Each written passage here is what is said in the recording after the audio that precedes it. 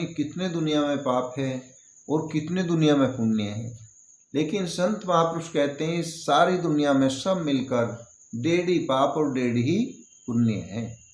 तो सबसे बड़ा पाप क्या है? अपने घर में, खेत में, ऑफिस में, रास्ते में, कहीं भी जाते समय आते समय हम भगवान की सब प्रकार से कैसे पूजा कर सकते हैं। जब मनुष्य अपने को भोगों का भोगता और संग्रह का स्वामी मानकर उनका दास बन जाता है और भगवान से सर्वथा विमुख हो जाता है, तब उसे यह बात याद नहीं रहती कि सबके भोक्ता स्वामी भगवान हैं। देखो, इस संसार के अंदर मेन चीज क्या है? सोचते हैं कि पता नहीं कितने दुनिया में पाप है और कितने दुनिया में पुण्य है। लेकिन संत महापुरुष कहते हैं सारी दुनिया में सब मिलकर 1.5 ही पाप और 1.5 ही पुण्य है।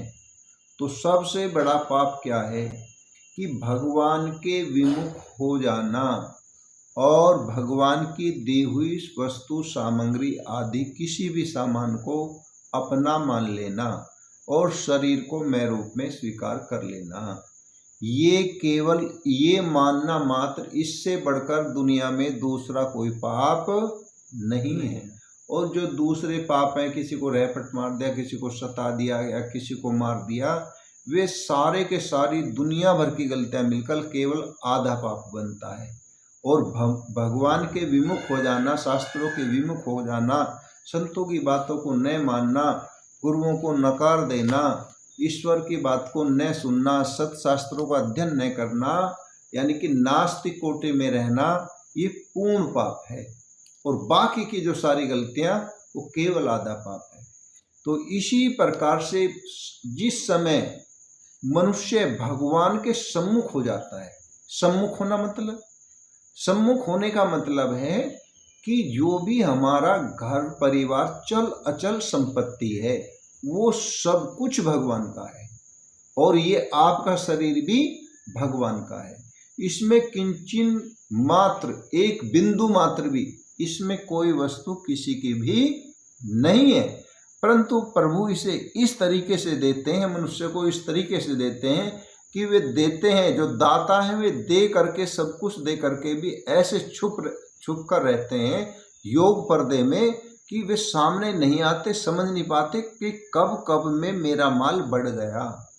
ऐसे बहुत मिसाल हैं, 1-2 गांव में मिल ही जाता है कि पहले बहुत गरीब था, अब इसने फार्म खरीद लिए, बड़ी गाड़ी वाला हो गया, जमीन वाला हो गया, और ये पता नहीं कब कैसे इसने क्या काम किया।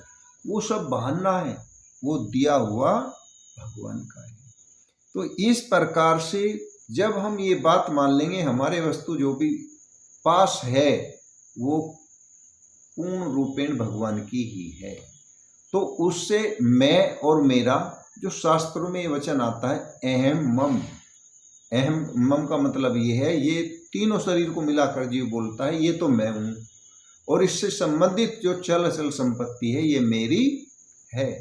इसीलिए यही संपूर्ण दोषों का मूल है।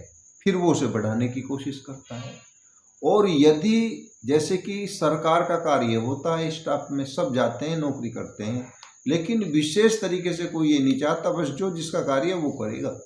बहुत से थोड़ी सी लापरवाही में स्टाफ की कि कई लाखों करोड़ों का नुकसान हो जाता है, लेकिन कोई सोचता ही नहीं अपने ऊपर कि हमारे कारण से, सोचता है कि ये मेरी ड्यूटी थोड़ी थी, उसकी ड्यूटी थी और वो आया नहीं, और वो चाहता तो कर सकता था, उसको नुकसान को रोक सकता था, लेकिन रोकता नहीं। क्यों? क्योंकि सरकारी है, क्योंकि सरकारी है, हमारी तो तनख्वाह उतनी मिलेगी, चल लाभ हो जाए। लेकिन ये सरकार तो है, लेकिन एक बड़ी सरकार है हम सभी के ऊपर, अलबेली सरकार जिसे कहते हैं।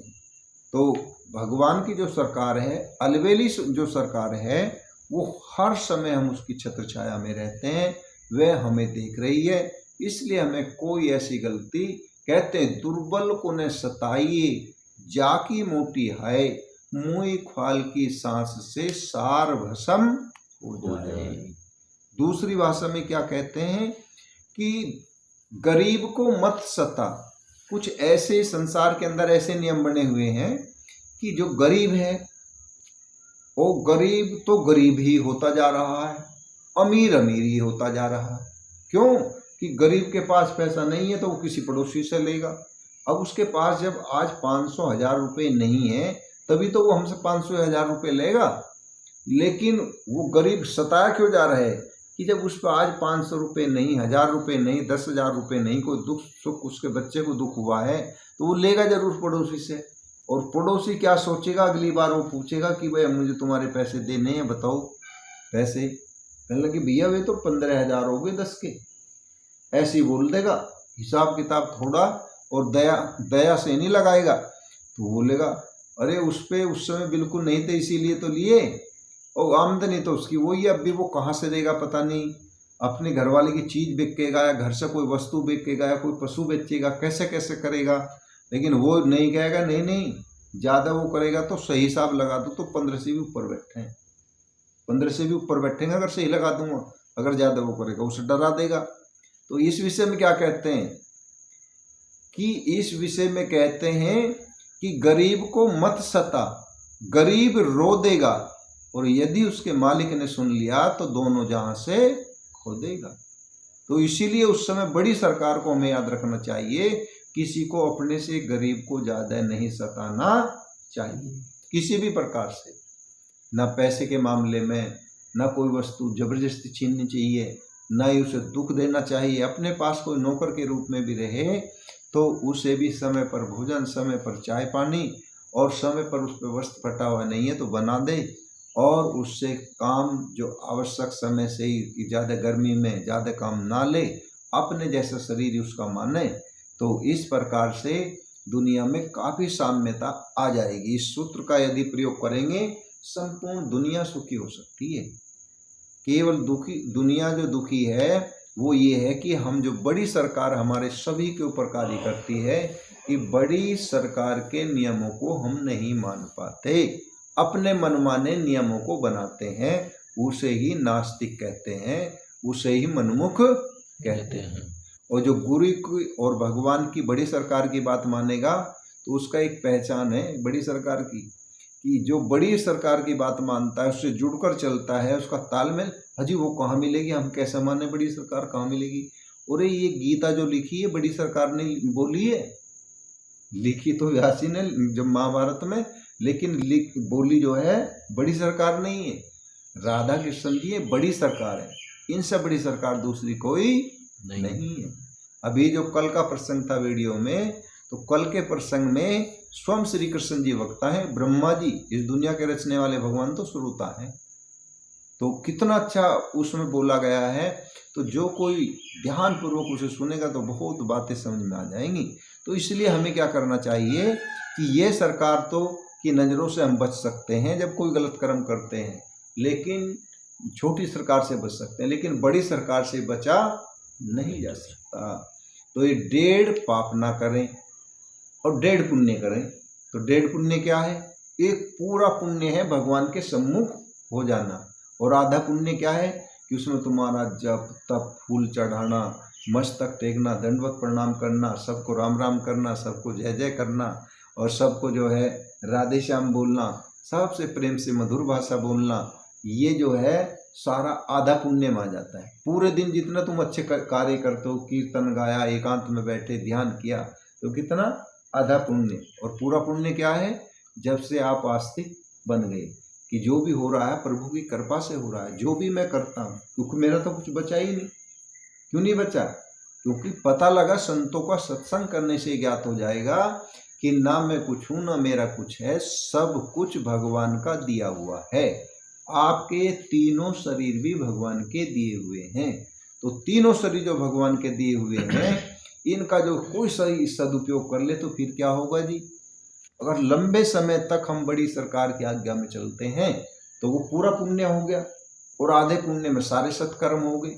तो उसका फायदा क्या होगा जी, उसका फायदा ये होगा कि बड़ी सरकार प्रसन्न हो जाएगी, और बड़ी सरकार प्रसन्न हो गई तो माना सारे कार्य सदा के लिए बन जाएंगे और सारे दुख सदा के लिए मिट जाएंगे। इससे बढ़कर, इससे साधारण तरीका तो बस गहराई में बैठा लो। जैसे बच्चा पढ़ता है लिखता है, नौकरी लग गई उसकी, बड़ी सरकार की कृपा से नौकरी लगी, पैसे कमाने लगा, तो जब कभी घर में लड़ाई होती है तो उसकी वाणी बताती है, घर वालों कहता है कि तू मौज ले रही है, ऐसा करिए, समझती नहीं है अभी ये पैसा कहाँ से आया। मैं कुर्सी पे बैठे बैठे मतलब मेरे चित्तड़ सुलग जाते हैं, सुलग जाते हैं। तो अब कहाँ बोल रहा हो कि शरीर मेरा है और जो करता हूँ मैं करता हूँ, तो गलती होगी। और बोलना क्या चाहिए, जो भगवान के सम्मुख को पूरा पुण्य कर लेना है, तो वहाँ ये जिस समय बोलेगा ना ना ना, मैं और मेरा शरीर, मैं मतलब जो शरीर रूप से मैं अपने को मानता हूँ, ये बिल्कुल गलत है, ये मेरा नहीं है, ये भगवान की दी हुई मेरे पास अमानत है। माता पिता के माध्यम से भगवान ने मुझे अमानत दी, इसमें रहने का मौका दिया। मैं ये शरीर नहीं हूँ, मैं तो इस शरीर में उतरा हूँ, आया हूँ, अवतरण हुआ है मेरा। अवतरण मतलब ऊपर के लोकों से नीचे के लोकों में आना। पहले ये जो शरद पूर्णिमा है, ये सबसे कीमती पूर्णिमा क्यों मानी जाती है पता है? इसमें अमृत बरसता है। वो जीव आत्माएं स्वर्ग लोक से आकर के फलों में वास करती हैं, फलों में, अनाज में, सब्जियों में, इनमें अमृत की किरणों के द्वारा ऊपर चंद्रलोक से, चंद्रमंडल से और जो है स्वर्ग से वे आत्माएं उन किरणों के माध्यम से इतनी सूक्ष्म होती हैं, आकर के फल सब्जियों में, अन्न में, फल में वास कर लेती हैं। उन फल को खाते हैं सभी लोग, तो जैसे खाएंगे तो वे उनके शरीर में प्रवेश कर जाएंगे। तब शादी होगी, वो माहौल होगा, बच्चे के रूप में माता पिता के सहयोग से बन के संसार में घूमने लगेंगे। ये जीवात्माओं का सभी का अवतरण होने का माध्यम है। जो दिव्य आत्मा है, भगवान है, तो वे क्या है, वे ऐसे नहीं आते, वे किसी के माध्यम से नहीं आते, वे तो स्वयं डायरेक्ट आते हैं। और उनकी प्रकृति उनके गर्भ की व्यवस्था करती है कि इस महीने में ऐसा, इसमें ऐसा, इसमें ऐसा, उसमें रहते नहीं है वे, भगवान रहते नहीं है। प्रकृति यानी कि योग माया, योग माया उस कार्य को करती रहती है। और वे तो बाहर से बाहर आकर के विराज जाते हैं, अपनी माता को भी दर्शन देते हैं। भगवान ने जब जब भूमि पर अवतरण लिया तो माता जी को चतुर्भुज में दर्शन दिया था। तो पता माता जी करती हैं क्या प्रार्थना, प्रभु जी मैंने इतनी तपस्या करी आपको प्राप्त करने के लिए, तो मैंने तो शिशु रूप में सुख पाने के लिए, आपको खिलाने के लिए करी थी, इस रूप को जल्दी से आप लोप करो, मुझे तो शिशु रूप में आप चाहिए। ऐसा राम जी से बोला था कौशल्या माता ने। तो तब बोला, तभी उन्होंने मतलब शिशु रूप को वो किया। पहले माता देवकी को भी भगवान ने अपने भगवान रूप में दर्शन दिए थे, तब उन्होंने भी प्रार्थना करी थी कि आप जो शिशु रूप में, और भगवान ने पहले भगवान के रूप में आज्ञा दी थी अपने पिता को, वसुदेव जी को, कि अब मैं शिशु रूप में, तो शिशु का ही मैं वो करूँगा, जो मेरा वार होगा, पोत होगा, और वो शिशु रूप में बोल तो पाने का नहीं, लेकिन जैसे मैं शिशु रूप में रहूँगा, मुझे ये रख करके सूप में और बाहर वहाँ छोड़ के आना है, ये आज्ञा दी भगवान ने। तो हुआ क्या, उन्होंने कहा प्रभु जी ये तो सब ताले लगे पड़े, हम तो ताले में बंदी हैं, मैं बाहर कैसे जा सकता हूँ?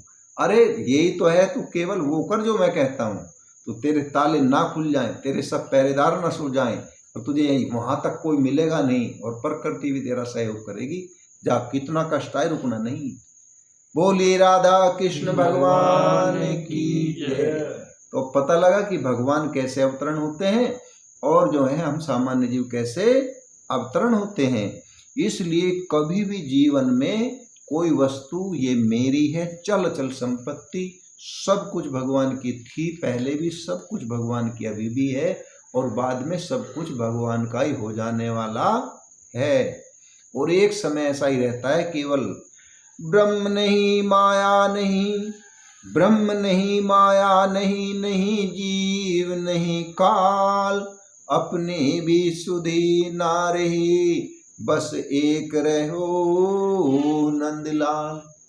हाँ, सारी सृष्टि केवल नंद के जो लाला है ना, इन्हीं से शुरुआत होती है जब इनका भाव बनता है, और सारी सृष्टि के रूप में ये परिणित हो जाते हैं। और एक समय होता है कि सारी सृष्टि इन्हीं में समाहित हो जाती है, और ये जो के तो हिलते रहते हैं।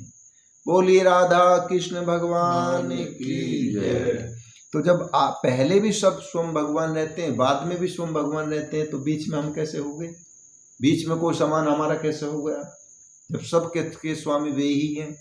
बाकी इस बीच में जो भी होता है उस सब का नाम लीला है, उस सब का नाम लीला है। लीला है। अगर जो हमने पूर्ण रूपेण विश्वास करके और हमने साधना शुरू कर ली, बस इसे कहते हैं भगवान के सम्मुख हो जाना।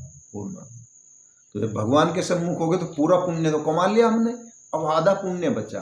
केवल उस आधे पुण्य को प्राप्त करने के लिए वैसे कार्यों को भगवान की सेवा मानकर करो। आप अपने बच्चों की ही व्यवस्था करोगे, आप अपने पशुओं की ही व्यवस्था करोगे, आप कार्य अपने खेत में करोगे, अपने ऑफिस में करोगे, अपने दुकान पर ही करोगे, या जो भी अपना गाय चराने का भी कार्य है वो गाय भी आप ही चराओगे। लेकिन वो इतना मानने से, ऐसे भगवान के सम्मुख होने से क्या लाभ होगा कि वो सेवा हो जाएगी। सेवा क्यों हो जाएगी कि गाय को अपनी मान के नहीं चरा रहे, पशु जो घर पे बंधे हुए हैं, बैल भैंस आदि, उन्हें अपने मान के नहीं उनकी सेवा कर रही, भगवान की मान के कार्य करोगे तो कार्य तो वही होगा लेकिन सेवा हो जाएगी, उसमें बहुत बड़ा लाभ होगा। तो अहंकार नहीं आएगा, अरे मेरा क्या बड़ा, मैं तो दास हूँ प्रभु का। दासत्व की साधना करेंगे तो अहंकार ने, क्यों, मेरा तो कुछ बड़ा ही नहीं भाई, मैं तो भगवान का दास हूँ, भगवान का समान है, भगवान की कृपा हो जाए बढ़ा ले अपने को। और जब उनकी कृपा हो जाए नहीं होती, क्योंकि भगवान की 3 लीला है, उनमें एक लीला विशेष है जिसे रास लीला कहते हैं। तो उसे तो सब लोग जानते हैं, किसी के सामने अरे रास हो रहा भाई हम भी देखेंगे। लेकिन जो 2 लीला है भगवान की, उन्हें हम कम जानते हैं। वे कौन सी हैं? भगवान की लीला है सर्जन लीला और विसर्जन लीला। अब सर्जन लीला में तो वे शरीर को हष्ट पुष्ट करेंगे, बढ़िया बढ़ाएंगे, बढ़िया काम करेंगे सब, तो वो सर्जन लीला होगी। घर में भी आमदनी होगी, तरक्की भी होगी, पशु भी आएंगे, मकान भी अच्छे बनेंगे, पैसा भी आएगा। तो समझ लेना कि भगवान के अब हमारे शरीर और परिवार पर सर्जन लीला चली हुई है। और जिस समय भगवान विसर्जन लीला करते हैं, बदलती रहती है लीला, एक लीला अच्छी थोड़ी लगे, तो वे शरीर पर और हमारे परिवार में क्या करते हैं, विसर्जन लीला। तो जब भगवान विसर्जन लीला करते हैं तो विसर्जन लीला में क्या है कि हमारे शरीर में रोग बीमारी, मतलब वो घटाएंगे, उसे विसर्जन यानी कि समाप्त करेंगे। और जो है घर में जो पैसा रहेगा वो भी किसी खर्चे के बहाने से उठ जाएगा, और घर में कलेश होगा, लड़ाई होगी, घर में कलेश और लड़ाई होगी तो ये वस्तुएं हैं वे भी पड़ोसियों की हो जाएंगी, क्योंकि कलेश में सलाह तो होती नहीं। जब सलाह नहीं होती तो कोई आया वो ही दे देगा ठाक है, और भूल जाएगा, एक भूल गया दूसरे को बताई नहीं तो वो वस्तु उसकी होगी। तो इस प्रकार से जब विसर्जन लीला होती है तो जिन वस्तुओं को हम अपना कहते हैं वे वस्तुएं भी हमसे दूर चली जाती हैं। तो इसीलिए हमें क्या करना है, इस बात को खुद समझाने के लिए भगवान क्या कर रहे हैं कि सबका भोक्ता, जितना भी सामान तुम्हारे पास है, तुम रोटी बनाते हो, पशुओं को घास चारा खिलाते हो, उस सब का भोक्ता मैं हूँ, उस सब का भोक्ता मैं हूँ। तो इस प्रकार, परंतु जब उसे चेत हो जाता है कि वास्तव में संपूर्ण भोगों संग्रह के जितने भी घर में आपके सामान है, संग्रह का मतलब जितना भी सामान है A to Z, सोना चांदी रुपया पैसा प्लास्टिक लोहा, जो भी तुम्हारे पास सामान है, तो भगवान स्वयं कह रहे हैं अर्जुन से, उन सब का स्वामी मैं हूँ, उन सब का स्वामी मैं हूँ। अगर भगवान न कहते तो यो है कि भाई नहीं भी हो सकते, या कमाया तो हमने, भगवान कैसे स्वामी होगी। क्योंकि ये भी एक बड़ी विचार की बात है, ये भी सुन लो, अहंकार निकल जाएगा कि जो ये कहने की आदत, अरे मैंने कमाया, ये चीज़ मेरी है, और पूरे घर को अहंकारवश डांटता है, धमकाता है, मारपीट करता है। तो वो आराम से सुन ले कि जिस समय जो व्यक्ति कार्य करता है, ऑफिस में करे, खेत में करे, दुकान पर करे, रास्ते में करे, जहाँ भी मेहनत करेगा, उस समय श्वासें चलती हैं। बिना श्वास का चलने वाला शरीर कर देगा क्या कुछ कार्य? कुछ नहीं करेगा। तो श्वासें चल रही थी, वे श्वास किसकी थी? बोलिए हम तो वायुमंडल से ले रहे हैं। वायुमंडल में श्वास कौन छोड़ रहा?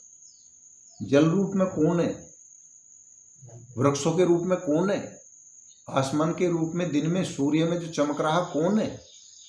तो जो प्रकाश लिया वो भगवान का था, जो वायु ली वो भगवान की थी, और भगवान की धरती पर खड़े हुए और इसी वायुमंडल में रहकर सेवा कार्य कर रहे हैं। तो कार्य कर रहे, भगवान की धरती ना होती तो कैसे खड़े होते? भगवान वायु ना देते, प्राणवायु कैसे चलती? तो इसलिए भगवान का एक नाम है प्राणनाथ। तो प्राणनाथ, हमारे प्राणों के नाथ कहते हैं स्वामी। तो वे स्वामी हैं भगवान हमारे श्वासों के। तो तो जब वे हमारे स्वामी हो गए तो वे श्वास जो चले, उन श्वासों में जितने हमने श्वास लिए, कोई भी माना हमने लाख रुपए कमा दिए एक दिन में, तो वे श्वास जो एक दिन में चले तो कितने, 24 घंटे में 21,600 कुछ श्वास लिए जाते हैं। तो वे श्वास किसके, भगवान की वायु से लिए। पता नहीं एक बार बीमारी आई थी तो ऑक्सीजन के जो सिलेंडर होते हैं ऑक्सीजन के 18 हज़ार रुपये के, हमारे एक मिलने वाले से भगत थे, उन्होंने मुझे फ़ोन करके बताया कि जी मेरे लड़की की ऑक्सीजन कम पड़ गई। तो पहले तो ऑक्सीजन का सिलेंडर मिला मुश्किल से, और मिला तो 18,000 रुपये में मिला, और 18,000 रुपये मिला, पता नहीं कितने लाख रुपए लगे, लेकिन फिर भी वो बचा नहीं है। तो वो चीज़ जो परमात्मा हमें फ्री में देते हैं यूज करने के लिए, अगर किसी को ज़्यादा आवश्यकता पड़ जाए तो वो चीज़ कितनी महंगी हो जाती है। मनुष्य अपनी बनाई हुई चीज़ को कितनी महंगी देता है। तो अब समझ गए वायु कितनी कीमती है। तो इसीलिए क्योंकि सिलेंडर मिलने में देरी होगी, उसे जिस समय ऑक्सीजन मिलना था नहीं मिल पाई, उनको जी बाद में बचा नहीं और बहुत रुपया लग गया। तो कहने का भाव ये है, इसलिए हम उस प्रभु का धन्यवाद अदा करें, बार बार उनसे दिन में कई बार हाथ जोड़ जोड़ के नमस्कार करें, और इस बात को सुमरण रखें कि मेरा अपना, जब मेरा शरीर ही नहीं और श्वासें भी नहीं, धरती भी नहीं, सूर्य भी नहीं है, सब कुछ परमात्मा इन सब रूपों में हमें ये दाता भगवान इसलिए वो दे रहे हैं, और उनकी दी हुई वस्तुओं से हम जी रहे हैं। तो इसीलिए भगवान की इस बात को कभी नहीं भूलना, तो आपका हर कर्म सेवा बन जाएगा। क्या बन जाएगा? सेवा। हर कर्म सेवा बन जाएगा। भगवान स्वयं कह रहे, नहीं तो ये कहने की जरूरत नहीं थी कि वास्तव में संपूर्ण भोग और श्रृंगारों के स्वामी भगवान ही है, तब वह भगवान के शरणागत हो जाता है। यानी कि भगवान के सम्मुख हो गए आप उस समय, अगर ऐसा मान लिया तो भगवान के सम्मुख हो गए और शरणागत भी हो गए। बहुत सी सोची, फिर शरणागत क्या है कि जो सम्मुख हो जाएगा वो शरणागत भी हो जाएगा। शरणागत और सम्मुख में थोड़ा सा बस अंतर है। सम्मुख होने का मतलब है हर क्षण भगवान की इस दया की सुमृति रखना कि मेरा मुझ में कुछ नहीं, प्रभु जो कुछ है सब तोय, और तेरा तुझको सौंपते क्या लागत है मोय। जब ऐसे भाव से रहेंगे तो ये हो गया सम्मुखता।